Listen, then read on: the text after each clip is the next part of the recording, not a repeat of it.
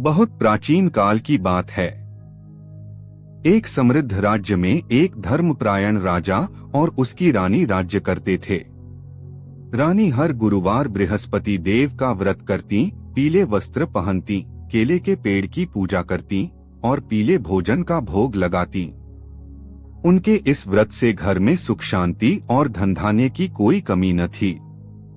एक दिन नारद मुनि उस दरबार में आए। उन्होंने राजा से कहा, हे राजन, तुम्हारी रानी जो गुरुवार का व्रत करती है उससे तुम्हारे खजाने में कमी आ रही है। ऐसे व्रत से कोई लाभ नहीं होता। राजा विचलित हो गया और उसने रानी को व्रत न करने का आदेश दे दिया। रानी ने पति की आज्ञा का पालन किया और व्रत करना छोड़ दिया। धीरे धीरे घर से सुख संपत्ति गायब होने लगी।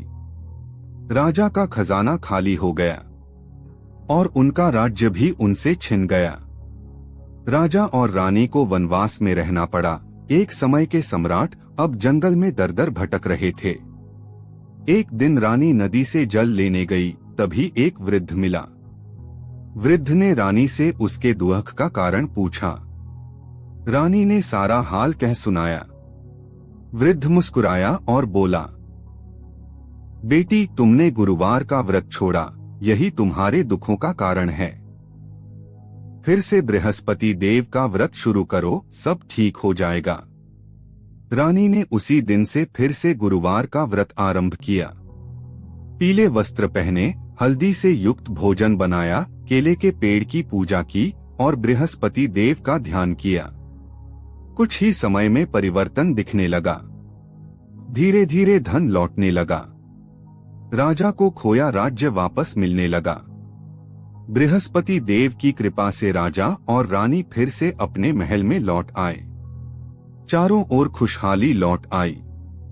प्रजा भी प्रसन्न हुई और पूरे राज्य में बृहस्पति देव का यश गूंज उठा।